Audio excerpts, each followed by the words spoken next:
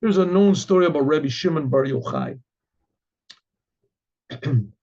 There was a miracle story. Miracle story. Listen to the story. A man and his wife, they were happily married. Happily married, which that itself is a miracle story. But they were happily married, and but they didn't have any children, and they both really wanted children. Now, there's two reasons that there could be no children. Three reasons.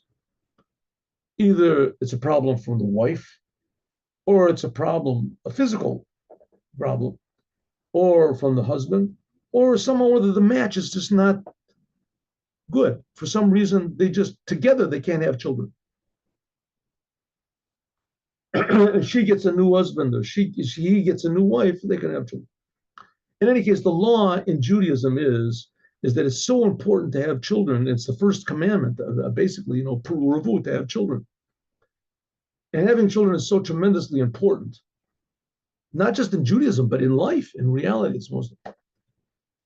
That's how we're here. We're people that have. So they had been married for 10 years, and they didn't have any children, and they decided that they had no recourse. They did everything they could. They went to doctors, whatever. And we're talking about 1,800 years ago. And they decided, okay, they're going to get divorced. And they really did not want to get divorced.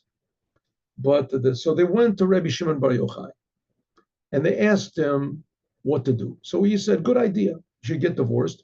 But if you're going to get divorced, you should make a divorce party.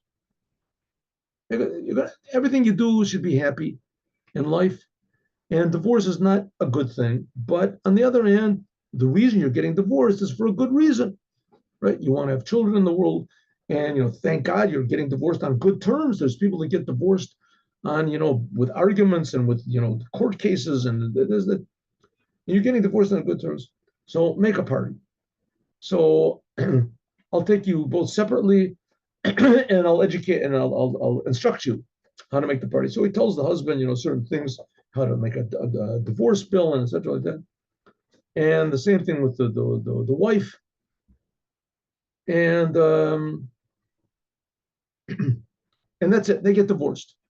They get divorced and they make a divorce party. And he tells the wife what to do. And so they make a divorce party. So they get this.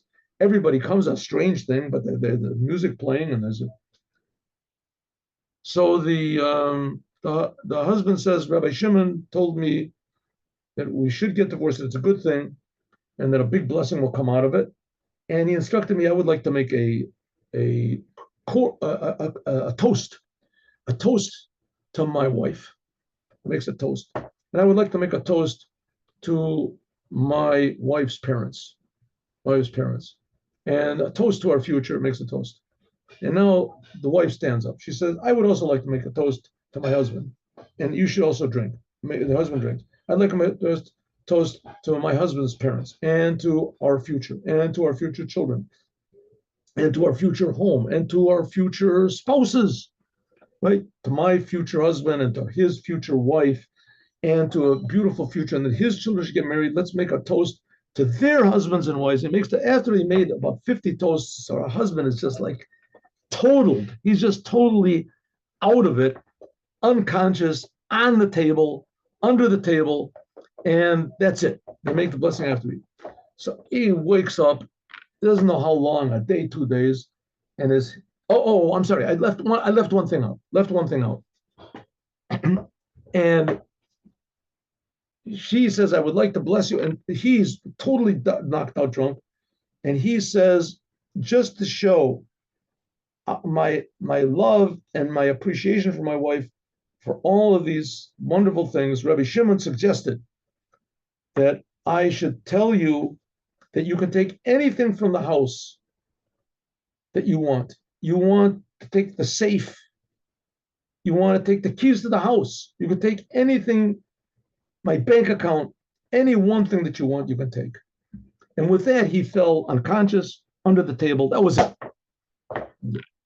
The morning he wakes up, and the morning, 2 days later, whatever, terrible headache. He looks up and he says, it's just a strange place. He doesn't understand where he's at. He looks up and he sees there is his wife's mother and father and his wife standing over him. He's in bed. He says, where am I? She said, you're in my parents' house. He says, what am I doing here? And he said, well, you told me that I could take, he said, that's what Rebbe Shimon instructed you, right? That I can take anything I want to from the house, right? He said, yeah. So he said, so I took the most valuable thing in the house. I took you. You're the most valuable thing. Now you belong to me. She says to her husband, now you belong to me. And I'm instructing you that we have to get remarried. We're starting then. I said, okay, if I belong to you, I told you this. So they got remarried and they had children. That was the miracle of Rebbe Shimon Bar Yochai. So you can ask a question, why did he have to do that? Why didn't he just bless them? So the answer is that they had to make a new beginning. They had to be new people. They had to start out fresh. And that's what we learned from this week's Torah portion. Bamidbar, being in the desert, was that they had to start out fresh. They were nothing. The marriage was dissolved. Whoever they thought they were, they're not. And now when they make a new marriage, like the Jews at Mount Sinai, with the marriage between God and the Jewish people, then there can be children. Okay, so the same thing is with us. We were at Mount Sinai. We got married to God. We got married, Mount Sinai, but it's been a pretty rocky marriage, up to now. I mean, you can't say God divorced us, God forbid. He never divorced us. It says God will never divorce the Jewish people, no matter what they do. They're never going to. That's what all the prophets came to tell us, right? How angry God is and how disappointed God is with us and how frustrated God is with us and how we're the exact opposite and how God is going to punish us in this, but he'll never leave us. God will always, always, always love the Jewish people. And in the end, and we see it in this week's Torah portion also, after all the curses, it says, Afghanzos, even when you're still in the place of your enemies, God will love you and he'll gather you. And so there has to be, so to speak, a new marriage.